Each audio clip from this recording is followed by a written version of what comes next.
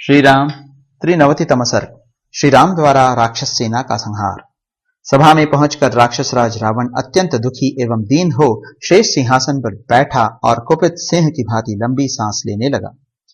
वह महाबली रावण पुत्र शोक से पीड़ित हो रहा था, अतः अपनी सेना के प्रधान प्रधान योद्धाओं से हाथ जोड़कर बोला, वीरों, तुम सब लोग समस्त हाथी, घोड़े, रथ समुदाय तथा पैदल सैनिकों से घिरकर उन सब से सुशोभित होते हुए नगर से बाहर निकलो और समर भूमि में एकमात्र राम को चारों ओर से घेर कर मार डालो।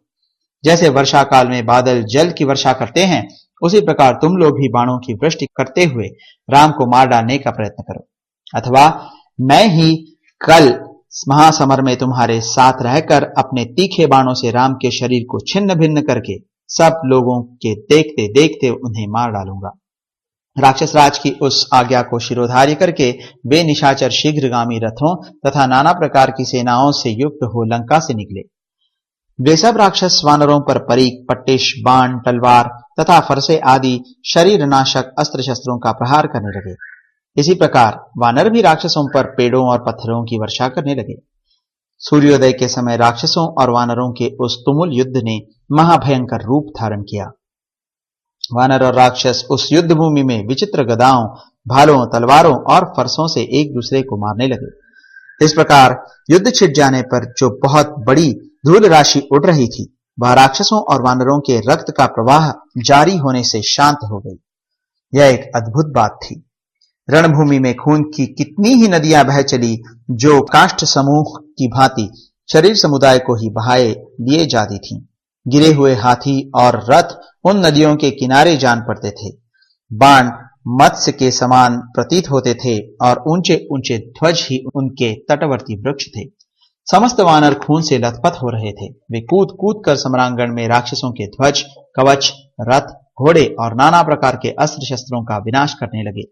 वानर अपने तीखे दांतों और नखों से निशाचरों के केश, कान, ललाट और नाक कुतर डालते थे।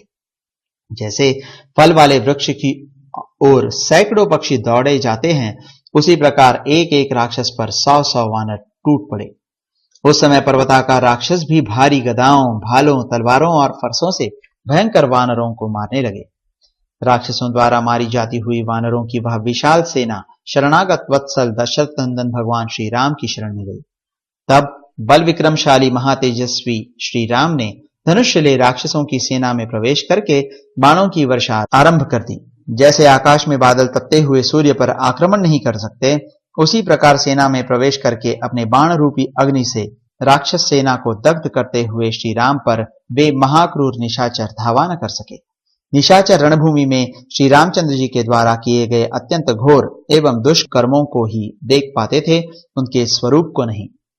जैसे वन में चलती हुई हवा बड़े बड़े वृक्षों को हिलाती और तोड़ डालती है, तो भी वह देखने में नहीं आती, उसी प्रकार भगवान श्री राम निशाचरों की विशाल सेना को विचलित करते और कितने ही महारथियों की धज्जियां उड़ा देते थे, तो भी वे राक्षस उन्हें देख नहीं पाते थे।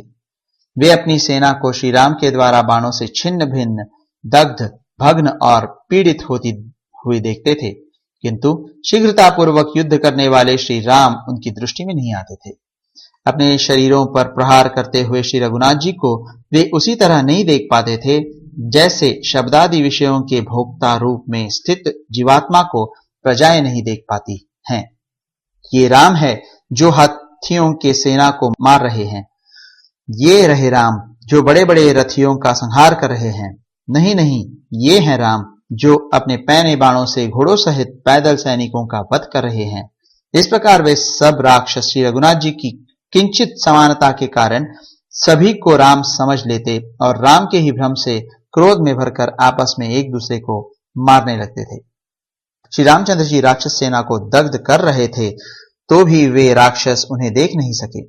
महात्मा श्री राम ने राक्षसों को गांधर्व नामक दिव्य अस्त्र से मोहित कर दिया था, अतः वे राक्षस रणभूमि में कभी तो हजारों राम देखते थे और कभी उन्हें उस महासमर में एक ही राम का दर्शन होता था। वे महात्मा श्री राम के धनुष्य की सुनहरी कोटि मतलब नोक या कोण भाग को अलाद चक्र की भांति घूमती देखते थे, किंतु साक्षात श्री रघुनाथ जी को नहीं देख पाते थे। युद्ध स्थल में राक्षसों का संहार करते हुए श्री रामचंद्र जी साक्षात चक्र के समान जान पड़ते थे। शरीर का मध्य भाग अर्थात नभि ही उस चक्र की नभि थी। बल ही उससे प्रकट होने वाली ज्वाला थी। बाण ही उसके अरे थे। धनुष ही नेमि का स्थान ग्रहण किए हुए था। धनुष की टंकार और तलध्वनि ये ही दोनों उस चक्र की घरघराहट थी। तेज, बुद्धि और कांति आदि गुण ही उस चक्र की प्रभा थे तथा दिव्यास्त्रों के गुण प्रभाव ही उसके प्रांत भाग अर्थात धार थे। जैसे प्रजा प्रलय काल में काल चक्र का दर्शन करती है, उसी प्रकार राक्षस उस समय श्री राम रूपी चक्र को देख रहे थे। श्री राम ने अकेले दिन के 8वें भाग मतलब 1.5 घंटे में ही आग की ज्वाला के समान तेजस्वी बाणों द्वारा इच्छानुसार रूप धारण करने वाले राक्षसों के, वायु के समान वेगशाली 10,000 रथों की, 18,000 वेगवान हाथियों की, 14,000 सवारों सहित घोड़ों की तथा पूरे 2 लाख पैदल निशाचरों की सेना का संहार कर डाला। जब घोड़े और रथ नष्ट हो गए तथा ध्वजा तोड़ फोड़ डाले गए, तब मरने से बचे हुए निशाचर शांत हो लंकापुरी में भाग गए।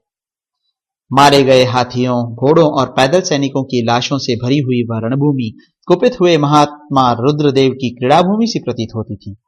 तदनंतर देवता, गंधर्व, सिद्ध और महर्षियों ने साधुवाद देकर भगवान श्री राम के इस कार्य की प्रशंसा की।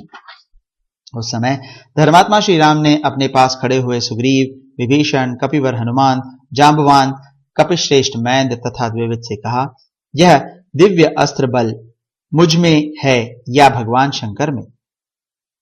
इस अवसर पर इंद्रतुल्य तेजस्वी महात्मा श्री राम, जो अस्त्र शस्त्रों का संचालन करते समय कभी थकते नहीं थे, उस राक्षस राज की सेना का संहार करके हर्ष भरे देवताओं के समुदाय द्वारा पूजित एवं प्रशंसित होने लगे। इस प्रकार श्री वाल्मीकि निर्मित आर्ष रामायण आदि काव्य के युद्ध कांड में 93वां सर्ग पूरा हुआ।